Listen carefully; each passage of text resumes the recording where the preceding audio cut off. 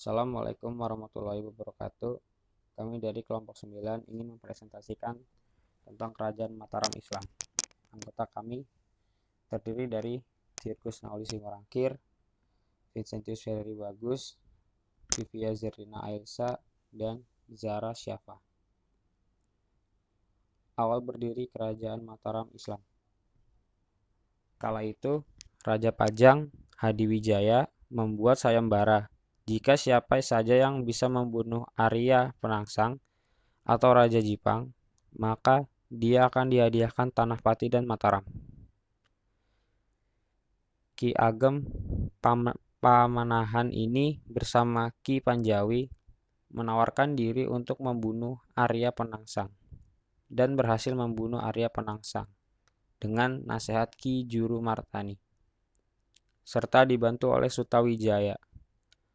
Karena kerendahan hati Ki Ageng Pamanahan, ia lebih memilih Mataram yang dulunya hutan untuk dibangunkan suatu kerajaan. Sedangkan Ki Panjawi memilih Pati. Pembangunan kerajaan Mataram ini juga dibantu oleh Ratu Kalinyamat atau janda Pangeran Kalinyamat dari Jepara yang sangat kaya raya. Lokasi keraton atau tempat kedudukan raja pada masa awal terletak di Banguntapan, kemudian dipindah ke Kota Gede.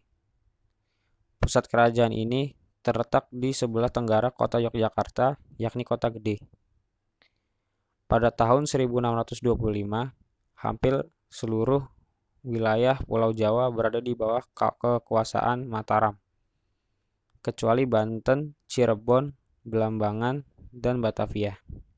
Berikut adalah peta kekuasaan Mataram yang terletak di Pulau Jawa. Pada bagian yang diberi warna orange itu adalah wilayah kekuasaan Mataram sebelum 1613. Sedangkan yang berwarna orange muda itu adalah wilayah perluasan Mataram di bawah pemerintahan Sultan Agung Hanyokokusumo. Raja-raja yang memimpin kerajaan Mataram. Yang pertama, Kiai Ageng Pamanahan yang memerintah pada tahun 1556 sampai 1584. Yang kedua ada Panembahan Senapati yang memerintah pada tahun 1584 sampai 1610. Yang ketiga ada Raden Mas Jolang yang memerintah pada tahun 1601 sampai 1613. Yang keempat ada Raden Mas Rangsang atau Sultan Agung yang memerintah pada tahun 1613 sampai 1645. Yang kelima ada Amangkurat I yang memerintah pada tahun 1638 sampai 1677. Yang terakhir ada Raden Mas Rahmat yang memerintah pada tahun 1677 sampai 1703. Panembahan Senapati. Setelah berhasil membekuk kerajaan Mataram, Senapati melakukan perluasan wilayah dan mendudukan wilayah-wilayah di daerah pesisir pantai seperti Surabaya. Adipati Surabaya menjalin persekutuan dengan Madiun dan Ponorogo dalam menghadapi Mataram. Namun Ponorogo dan Madiun berhasil dikuasai Mataram. Selanjutnya, Pasuruan dan Kediri berhasil direbut. Adipati Surabaya berhasil dikalahkan. Dengan demikian, dalam waktu singkat, Jawa Timur dan Jawa Tengah telah menjadi kekuasaan Kerajaan Mataram. Mas Jolang. Di bawah pemerintahannya, Kerajaan Mataram melakukan ekspansi lagi dengan mengadakan pendudukan terhadap daerah-daerah sekitarnya. Mas Jolang berhasil menduduki Ponorogo, Kertosono, Kediri, dan Wirosobo. Pada tahun 1612, Mas Jolang berhasil menghancurkan Gresik sampai Jeratan. Sultan Agung. Di bawah pemerintahannya, Kerajaan Mataram mengalami masa kejayaannya. Ia terkenal sebagai sultan yang anti Belanda, sehingga pada masa kepemimpinannya, ia mengadakan 2 kali penyerangan ke Batavia, yaitu pada tahun 1627 Masehi dan 1628 Masehi, namun gagal. Kegagalan ini membuatnya memperketat pengamanan di daerah-daerah perbatasan. Amengkurat I. Amengkurat I memindahkan pusat kerajaan dari kota gede ke Keraton Pleret. Perpindahannya terjadi pada tahun 1569 tahun Jawa atau 1647 Masehi menurut Babat Tanah Jawi. Amengkurat I sangat dekat dengan VOC yang menyebabkan tercampurnya urusan politik kerajaan Mataram Islam. Belanda diperbolehkan mendirikan benteng, hingga akhirnya tindakan Belanda semakin sewenang-wenang. Amengkurat II. Di bawah kekuasaannya, wilayah kerajaan Mataram semakin sempit karena sebagian besar daerah-daerah kekuasaannya diambil alih oleh Belanda. Amengkurat II yang tidak tertarik untuk tinggal di ibu kota kerajaan, ia membangun ibu kota baru di desa Wonokarto yang diberi nama Kartasurya. Sistem pemerintahan.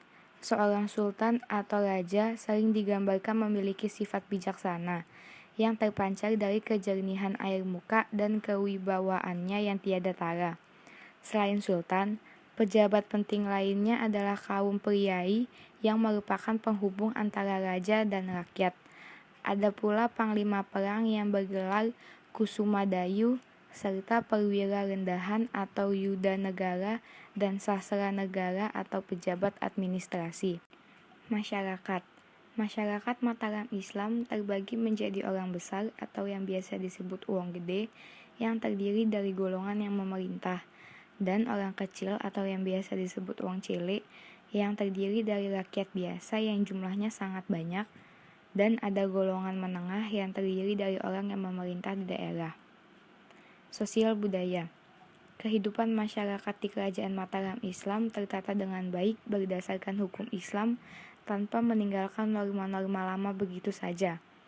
Kemajuan dalam bidang sosial budaya antara lain, yang pertama timbulnya budaya kejawen, yang kedua perhitungan tarik Jawa, yang ketiga berkembangnya kesusteraan Jawa. Timbulnya budaya kejawen. Unsur ini merupakan akulturasi dan asimilasi antara kebudayaan asli Jawa dengan Islam. Misalnya upacara grebek yang semula merupakan pemujaan roh nenek moyang, kemudian dilakukan dengan doa-doa agama Islam. Sampai kini, di Jawa kita kenal sebagai grebek Syawal, grebek Maulud, dan sebagainya. Penanggalan Jawa. Sultan Agung berhasil menyusun tarik Jawa. Sebelum tahun 1633 Masehi, Mataram menggunakan tarik Hindu yang didasarkan peredaran matahari. Namun, sejak tahun 1633 Masehi atau 1555 Hindu, diubah menggunakan hitungan berdasarkan peredaran bulan. Caranya, tahun 1555 diteruskan, tetapi dengan perhitungan baru berdasarkan tarik Komariah. Berkembangnya kesusastraan Jawa. Pada zaman kejayaan Sultan Agung, ilmu pengetahuan dan seni berkembang pesat, termasuk di dalamnya kesusastraan Jawa. Sultan Agung sendiri mengarang kitab yang berjudul Sastra Gending, yang merupakan kitab filsafat, kehidupan, dan kenegaraan. Kitab-kitab yang lain adalah Niti Sruti, Niti Sastra, dan Astra Bata. Kitab-kitab ini berisi tentang ajaran-ajaran budi pekerti yang baik. Kehidupan bidang ekonomi. Letak Kerajaan Mataram Islam berada dalam pedalaman Jawa, sehingga Kerajaan Mataram Islam banyak bertumpu pada sektor pertanian. Di abad ke-17, Mataram adalah pengekspor beras yang terbesar yang ada di Nusantara. Selain untuk mengandalkan sektor pertanian, Kerajaan Mataram juga berhasil dalam menguasai bidang perdagangan dengan memiliki komoditas yang utama palawija dan beras. Kemajuan ekonomi selama masa pemerintahan Sultan Agung yaitu: yang pertama, ada pemanfaatan beberapa sungai di Jawa sebagai irigasi, dan yang kedua ada penyatuan kerajaan-kerajaan Islam di pesisir Jawa. Kejayaan. Mataram Islam mencapai puncak kejayaannya pada zaman Sultan Agung Hanyokrokusumo tahun 1613 sampai 1646. Daerah kekuasaannya mencakup Pulau Jawa, kecuali Banten dan Batavia, Pulau Madura, dan daerah Sukadana di Kalimantan Barat. Kala itu, kekuatan militer Mataram sangat besar. Sultan Agung yang sangat anti kolonialisme itu menyerang VOC di Batavia sebanyak 2 kali, yaitu pada tahun 1628 dan 1629. Sultan Agung memakai konsep politik keagung binataran yang berarti bahwa kerajaan Mataram harus berupa ketunggalan, utuh, bulat, tidak tersaingi, dan tidak terbagi-bagi. Perjanjian Salatiga merupakan upaya Belanda untuk memperkecil wilayah kekuasaan Mataram. Pada tahun 1813 Masehi, sebagian daerah dari Kesultanan Yogyakarta diberikan kepada Paku Alam selaku adipati, sehingga Kerajaan Mataram yang kuat dan kokoh pada masa pemerintahan Sultan Agung akhirnya dibagi menjadi kerajaan kecil seperti Kerajaan Yogyakarta, Kerajaan Pakualam, Kerajaan Mangkunagara, dan Kerajaan Surakarta. Keruntuhan. Kemunduran Mataram Islam berawal saat kekalahan Sultan Agung berebut Batavia dan menguasai seluruh Jawa dari Belanda. Setelah kekalahan itu, kehidupan ekonomi rakyat tidak terurus karena sebagian rakyat dikerahkan untuk berperang. Sepeninggal Sultan Agung, raja-raja berikutnya juga tidak mampu membawa Mataram kembali ke masa jayanya. Daerah-daerah yang selama ini berada di bawah kekuasaan Mataram, satu persatu berusaha memisahkan diri. Hingga akhirnya Mataram pun terjerumus dalam 3 perang sukses, yang berakhir dengan Perjanjian Giyanti dan Perjanjian Salatiga, di mana Perjanjian Giyanti dan Salatiga membuat apa yang telah dilakukan oleh raja-raja pertama relatif menjadi tidak berarti lagi, dan mengakibatkan runtuhnya Kerajaan Mataram, sehingga pundahlah impian para raja pertama akan pembentukan kesatuan Jawa. Hasil kebudayaan dan peninggalan, Babat Tanah Jawi, karya sastra sejarah dalam berbentuk tembang Jawa. Buku ini juga memuat silsilah raja-raja cikal bakal Kerajaan Mataram hingga sampai Kerajaan Pajang pada pertengahan abad ke-18. Serat Centini menghimpun segala macam ilmu pengetahuan dan kebudayaan Jawa agar tetap lestari. Serat Centini disampaikan dalam bentuk tembang dan penulisannya dikelompokkan menurut jenis lagunya. Serat Kanda berisi tentang sejarah universal yang diciptakan oleh kebudayaan pesisir Jawa Tengah. Dan Serat Cabolek merupakan karya Kiai Yasadipura I. Serat Cabolek bercerita tentang kisah Haji Ahmad Mutamakin yang diadili oleh ulama Mataram karena sikap keagamaannya. Seni dan tradisi. Serat Sastra Gending. Naskah Serat Sastra Gending berisi ajaran panduan moral agar manusia mengenal Sang Pencipta dan berbuat baik pada umat. Serat ini menerangkan 2 disiplin dalam ilmu keislaman, yakni ilmu teologi dan ilmu mistik. Ilmu teologi merupakan disiplin ilmu yang menerangkan tentang keesaan Tuhan, sedangkan ilmu mistik adalah disiplin ilmu yang menjelaskan tentang pola komunikasi manusia dengan Tuhannya. Kalender Jawa. Salah satu upaya dalam menegakkan Islam di Jawa adalah mengeluarkan dekrit yang mengganti penanggalan Saka yang berbasis perputaran matahari dengan sistem kalender Kamaria atau lunar, berbasis perputaran bulan. Tetapi, angka tahun Saka tetap dipakai dan diteruskan, tidak menggunakan perhitungan dari tahun Hijriyah saat itu 1035 Hijriyah. Hal ini dilakukan demi asas kesinambungan sehingga tahun saat itu yang adalah tahun 1547 Saka diteruskan menjadi tahun 1547 Jawa. Kerajinan perak. Sebagai seorang raja yang menganut Islam, Panembahan Senopati memberi perhatian besar barang-barang seni dan kerajinan dari perak. Dalam Islam, lelaki dilarang mengenakan emas sebagai perhiasan. Selain itu, perak juga digunakan untuk membuat perkakas makan, perkakas kerajaan, berbagai hiasan, dan sebagainya. Akibatnya, kebutuhan akan perak semakin besar. Lama-kelamaan, kota gede pun mulai identik dengan kerajinan peraknya. Kalang Obong. Kalang Obong merupakan upacara tradisional kematian orang Kalang. Upacara ini seperti ngaben di Bali, tetapi upacara Kalang Obong ini bukan mayat yang dibakar, melainkan pakaian dan barang-barang peninggalannya. Pertapaan Kembang Lampir. Kembang Lampir merupakan petilasan Ki Ageng Pemanahan yang terletak di Desa Giri Sekar, Kecamatan Panggang, Kabupaten Gunung Kidul. Tempat ini merupakan pertapaan Ki Ageng Pemanahan ketika mencari wahyu Keraton Mataram. Segara Wana dan Syuh Brata.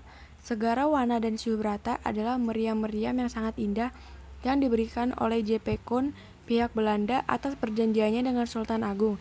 Sekarang meriam itu diletakkan di depan Keraton Surakarta dan merupakan meriam yang paling indah di Nusantara. Masjid Agung Negara. Masjid juga dipergunakan untuk upacara keagamaan yang diselenggarakan kerajaan. Semua pegawai pada Masjid Agung merupakan abdi dalam keraton dengan gelar dari keraton, misalnya Kanjeng Raden Tumenggung Penghulu Tafsiranom atau Penghulu dan Lurah Muadzin. Masjid Jami Pakuncen. Masjid Jami Pakuncen yang berada di Tegal Arum, Kabupaten Tegal, Jawa Tengah, merupakan bangunan peninggalan Islam yang dibuat oleh Sunan Amangkurat I sebagai salah satu tempat yang penting untuk penyebaran Islam pada saat itu.